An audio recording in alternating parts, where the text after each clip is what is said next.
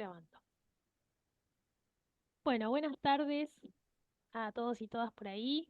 Vamos a dar comienzo a este encuentro que vamos a grabar aquí con mis compañeras que ahora se van a presentar. Yo soy Agus, soy docente de la unidad de aprendizaje, tamizaje y ciencia de diagnóstico. Bueno, yo soy Indira, soy estudiante ayudante adscripta de esta asignatura. Bienvenidos. Bueno, hola, yo soy Rocío, también ayudante adscripta de Tami, y bienvenidos a todos. Bueno, y yo soy Matilde y soy docente también de la asignatura de TAMI. Bueno, habiéndonos presentado a nosotras, vamos a dar acá comienzo. Como verán, tenemos una diapositiva que es interactiva. La idea es dar una introducción al tema que vamos a abordar el viernes siguiente. Vamos a leer los objetivos. La idea es que esto sea un disparador para la lectura, es que pueda motivarlos para que el encuentro sea mucho más enriquecedor. Y bueno, los objetivos del encuentro van a ser recuperar los conceptos que ya han incorporado sobre niveles de prevención en las distintas asignaturas. De hecho, en la guía que les vamos a incorporar están en los núcleos que ustedes abordaron en años anteriores. Enfatizar en la estrategia de prevención secundaria, ¿sí? Para desarrollar el concepto de tamizaje y screening, que ahora lo vamos a ampliar. Analizado bajo los criterios de Bremy-Carson. Desarrollar los conceptos generales para un estudio de las pruebas de screening, sensibilidad, especificidad, valor predictivo positivo y negativo. Eso lo van a ampliar también en epidemio y lo van a ver más adelante también. Y analizar el concepto de prevención cuaternaria, ¿sí? Sus implicancias y la relación con el sistema de salud actual, que es también otro de los puntos más fuertes de nuestra unidad de aprendizaje, ¿no? Así que bueno, vamos a arrancar entonces con los niveles de prevención en general, si les parece, que son, que creo que en su momento habíamos estado hablando hace un rato con las chicas, que la prevención son recomendaciones de prácticas, ¿sí? De acuerdo obviamente a la historia natural de la enfermedad. Y ahí es cuando eh, con este cuadro bastante conocido que habla del periodo prepatogénico patogénico, y ahí podemos dividir los niveles de prevención, los más conocidos, ¿no? Clásicamente, primaria, antes de que aparezca la enfermedad, la vamos a ampliar, secundaria y terciaria. Y nos falta uno más importante, que es la cuaternaria, que se incorpora hace unos cuantos años, pero es más nueva en relación con los conceptos que conocemos previamente, ¿no? Así que vamos a ir con la prevención primaria, si les parece. Compas, ¿cómo venimos? Por ahí, bien, ¿no? Bien, Bien, bien. bien. Bien. Bueno, no sé si Ro querías vos agregar algo acá sobre... No, básicamente que la prevención primaria, bueno, son aquellas acciones que van a buscar evitar la aparición de una enfermedad. Como ejemplos más significativos tenemos lo que son las consejerías acerca de hábitos, por ejemplo, también lo que es vacunación eh, o también fluoración de las aguas. Perfecto, perfecto. Así que la prevención primaria, entonces, son aquellas acciones que buscan evitar la enfermedad, ¿sí? No apareció, no se manifestó, no está la enfermedad todavía.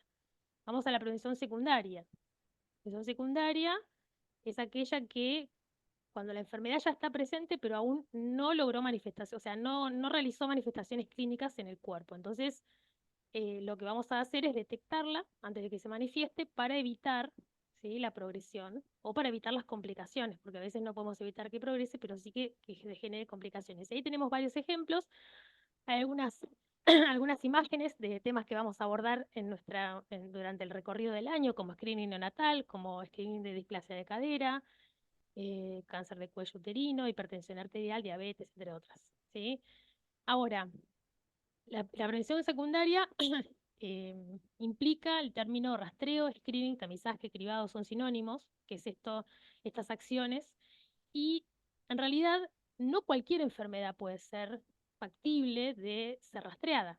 ¿Y qué se necesita para eso? Y acá vamos a un tema muy importante, que son los criterios de Framingham. Los criterios de Framingham son criterios que se establecieron justamente por estos dos este, autores, donde empezaron a pensar un poco qué criterios tenía que tener una enfermedad para poder ser rastreable. Una de las cosas más importantes es que el rastreo es poblacional. No lo podemos pensar como algo individual. O sea, yo no puedo pensar en rastrear una enfermedad que se da justamente en pocas personas. Entonces, uno de los primeros criterios es que tiene que ser una causa común de morbo y mortalidad. tengo que tener una población significativa que tenga esta enfermedad para realmente poder poner las energías, ¿sí? para detectarla precozmente, porque quiere decir que realmente causa un daño a nivel poblacional. Hay enfermedades que son raras, que si bien afectan a una parte baja, digamos, de la población y pueden ser graves, son enfermedades raras. Entonces, no, de alguna manera, no tiene sentido, sobre todo cuando uno habla del concepto de salud pública, ¿sí? en poner los recursos para detectar una enfermedad que es poco común.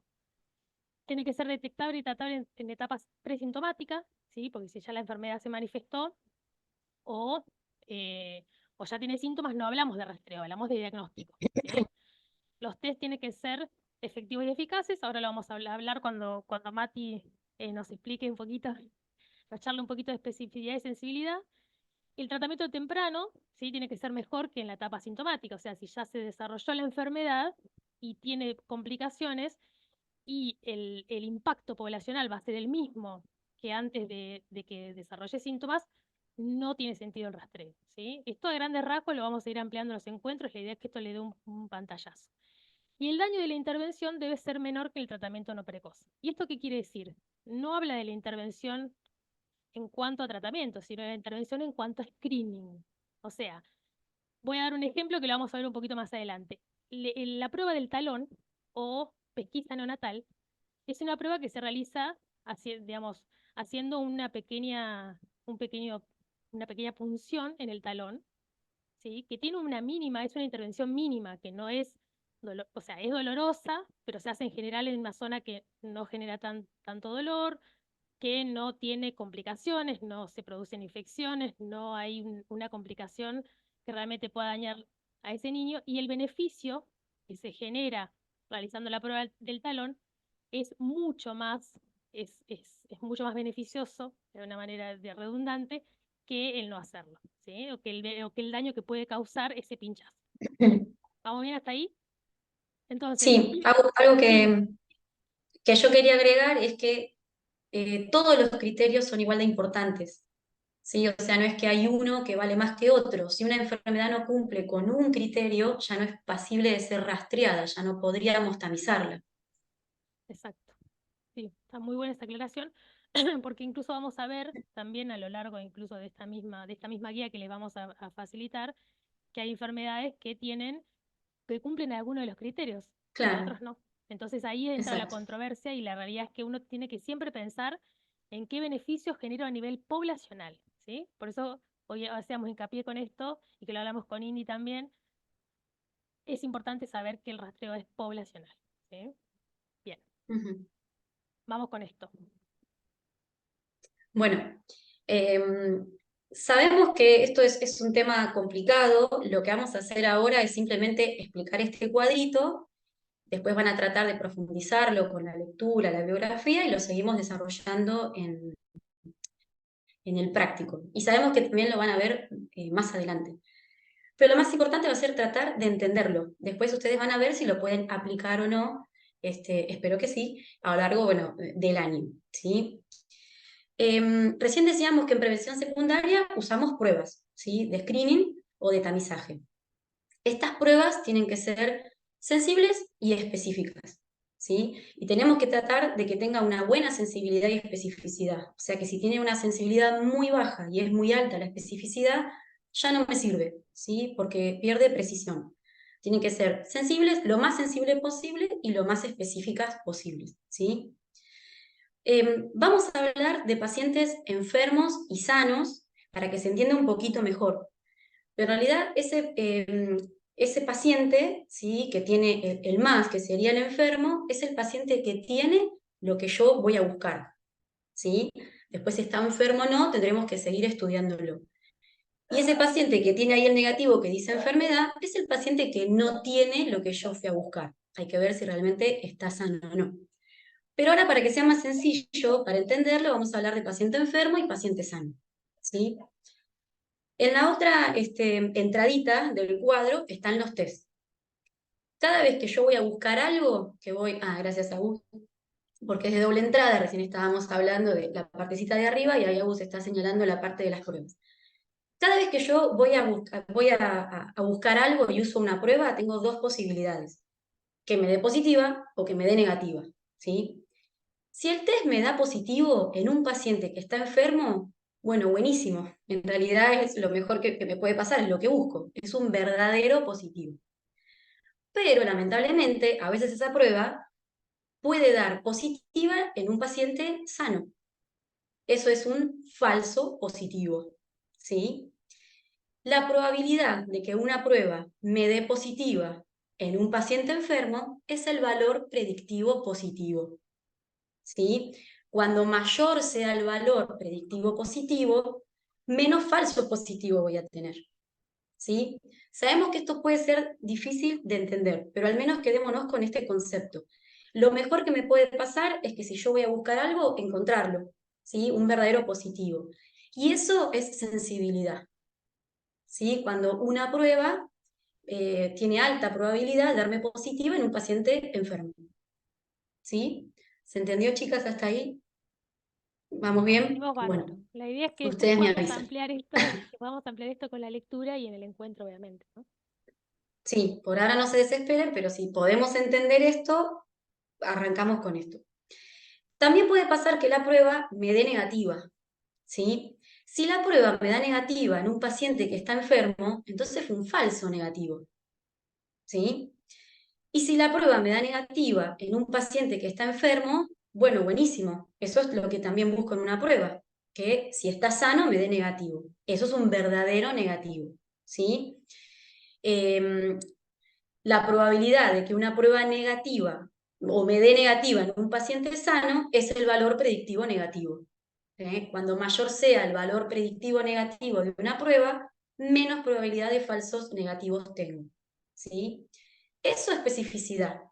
Es la prueba que me da negativa en un paciente sano, ¿sí? La sensibilidad me va a decir si ese paciente tiene lo que yo estoy buscando y la especificidad me va a tratar de especificar mejor qué es eso que encontré, ¿sí? Vamos a ver si con esto alcanza para entenderlo un poquito mejor. Después ustedes nos dirán en el práctico si sirvió la explicación y si la bibliografía alcanzó para entenderlo, pero no se preocupen que lo vamos a ir profundizando. No sé, chicas, ustedes me dirán si hay algo más para que quieran agregar, como para que se entienda un poquito mejor, o si sirvió. También se Sí, puede hacer con ejemplos, sí, sí, se pueden dar ¿sí? Porque ejemplos. cuando pensamos, por ejemplo, en una enfermedad que van a ver que cumple con todos los criterios, que de hecho son muy pocas las enfermedades que los cumplen, Ujú. y que rastreamos, porque necesitamos mucha evidencia, que ahora después lo vamos a ver. Pero un ejemplo que ayuda mucho a entender esto es el de sangre oculta en materia fecal en cáncer de colon, ¿sí? Yo en realidad lo que estoy buscando es sangre oculta en heces. Si lo encuentro, bueno, buenísimo, ese paciente está sangrando, pero necesito ver bien qué es lo que está sangrando. Y ahí voy a una prueba más específica, ¿sí? Y veré cómo me da esa prueba, ¿sí? Si esa prueba me da negativa, bueno, capaz que en ese momento me dio un falso negativo, pero como la enfermedad cumple con los criterios, espero al próximo año y vuelvo a hacer la prueba, ¿sí? Por este periodo asintomático prolongado que tienen las enfermedades que tamizamos, ¿sí? No sé si sirvió, Sí, capaz que el ejemplo complicó más, pero a veces con un ejemplo ayuda más a entender qué es esto de falso negativo y un verdadero positivo. sí, estuvo muy bueno el ejemplo porque justamente uno de los criterios de Remy Carson es que la enfermedad tenga una etapa asintomática donde uno la pueda detectar. En general son periodos asintomáticos largos, Claro, ¿no? Porque toda enfermedad tiene un periodo asintomático, pero hay algunas que son muy cortos y no llegamos a detectarlos. Entonces, esto que dice Mati es importante, ¿no? Porque a veces que la prueba me dé negativa de una persona enferma, le da tiempo al año siguiente, si son screening de estas enfermedades que por ahí tienen más tiempo de detectarla nuevamente. Por eso son importantes que justamente cumplan con ese criterio también y que cumplan con todos, como decía Mati.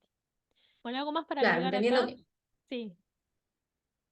No, que justamente como no tenemos una prueba 100% sensible y 100% específica, tenemos probabilidad frente a un falso negativo de volver a intentarlo. Exacto, perfecto. ¿Hasta acá bien? Sí, yo agregaría el ejemplo de la red de pesca que habíamos hablado hace un rato, para que se entienda un poco más. Por ejemplo, yo quiero ir a pescar peces, entonces agarro una red, ¿cómo se llama? Medio mundo, habíamos dicho. Una red Sí, y lo paso por el mar. Y yo quiero agarrar, no quiero agarrar el agua, pero quiero agarrar peces. Lo que pasa es que en el mar hay botellas, hay caracoles, hay de todo.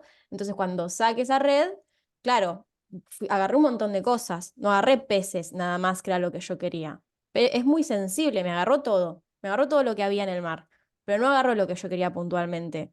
Capaz, pienso ahora, esto no es un ejemplo, lo estoy pensando en este momento, capaz si yo me pongo con mis manitos y mis ojos a ver qué hay adentro de esa red y empezar a separar y pongo los peces por un lado y el resto de los cacharros por el otro, eso sería un método específico donde yo digo, bueno, acá están los peces, es específico. Pero la red no es específica, es sensible, me agarró, me levantó todo, todo lo que había, pero no lo que yo estaba buscando puntualmente. Exacto. Y en este caso tiene un valor predictivo positivo, la red tiene un valor predictivo positivo alto. Y así como te da los verdaderos positivos, o sea, que te agarró los peces, también agarró cacharros, botellas, entonces te dio un falso positivo. Por eso tiene un valor predictivo positivo alto. Por eso no todo se mide solo a partir de la sensibilidad y especificidad, sino también a partir de la validez del test en sí, ¿no? Como una herramienta para screening. Y recuerden que en la mayoría de las veces una prueba de screening positiva no significa que tenga la enfermedad que yo esté buscando, incluso si me dio positiva. Siempre hay que confirmarla. Y eso que también nos quede claro porque a veces uno confunde con que cuando la prueba me dio positiva ya la persona tiene la enfermedad, incluso aunque sea un verdadero positivo, hay que confirmar la prueba, ¿sí?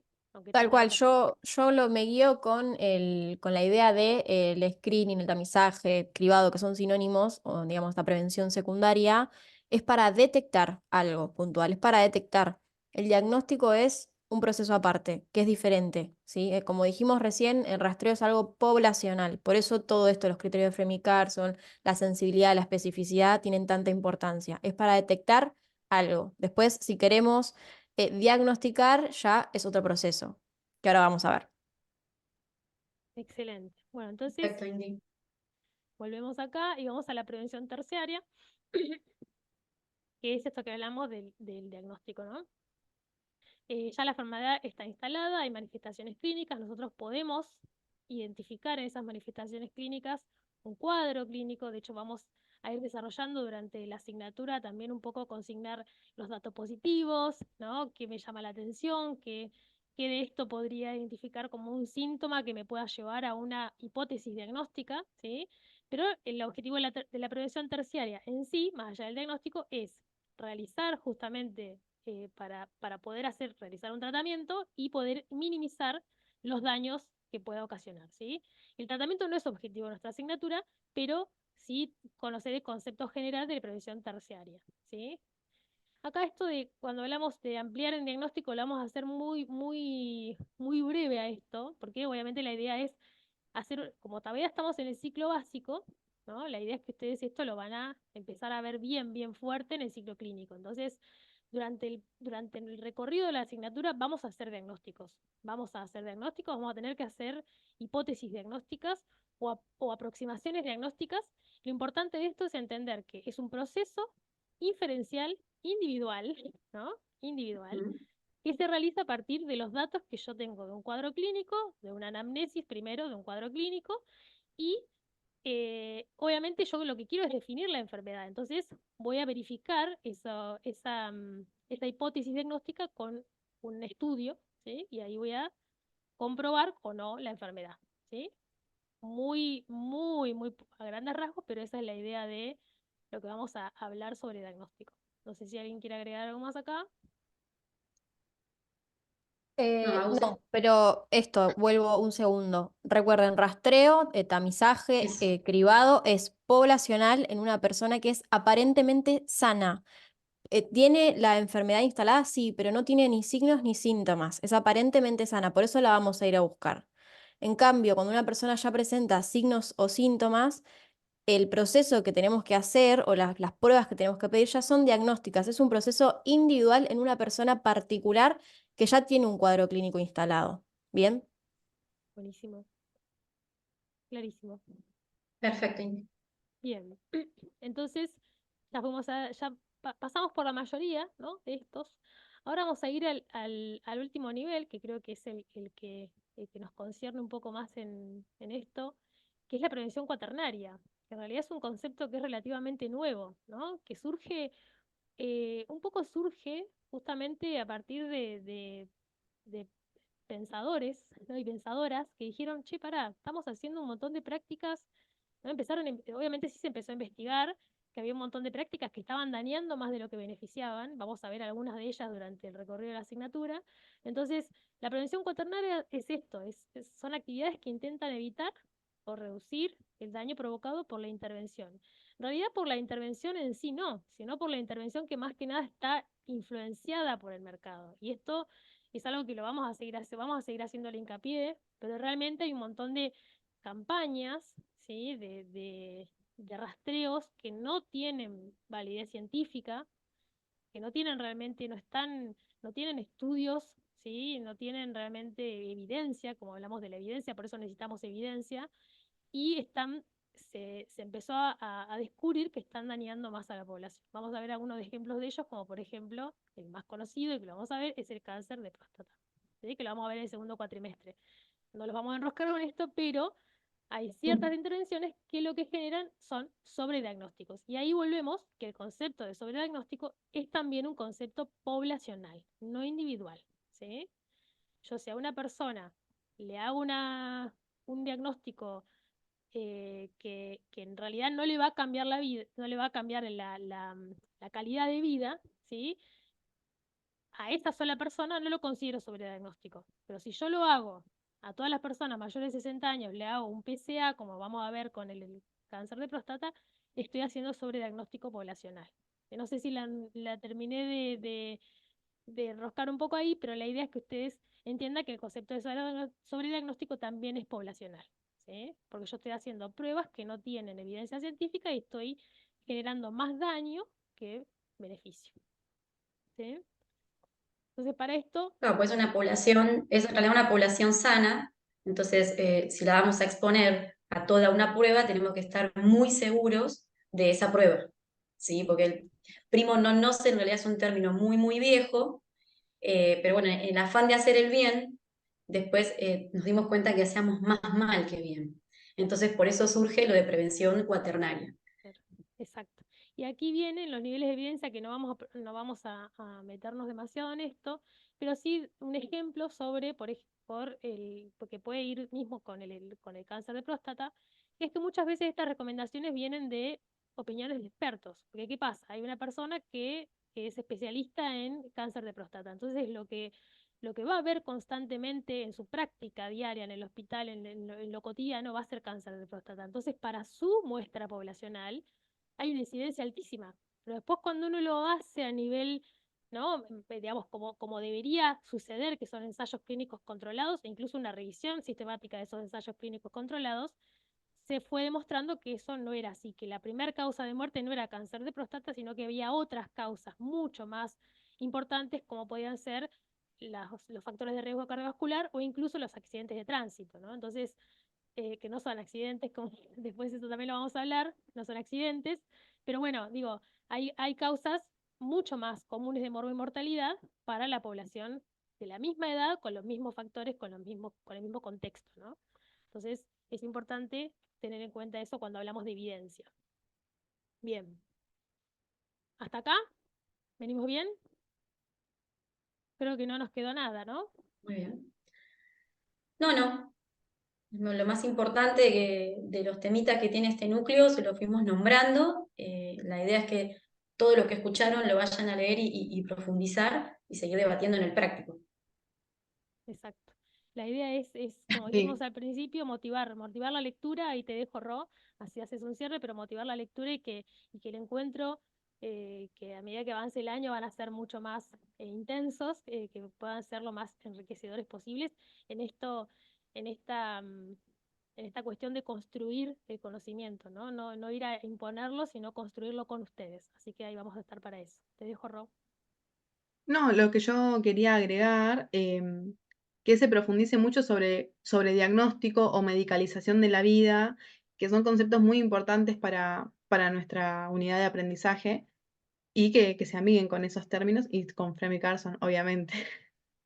Sí.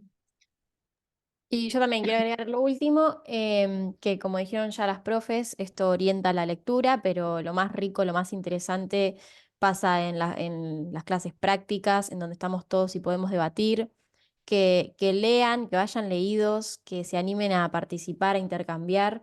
Como dijo Aus recién, no vamos a imponer nada y no hay respuestas correctas, incorrectas, ni nada por el estilo. La idea es que lo construyamos juntos y que se genere algo piola para aprender y seguir. Excelente. Bueno, sin más, nos vemos la próxima entonces. Ahí nos vemos. Adiós.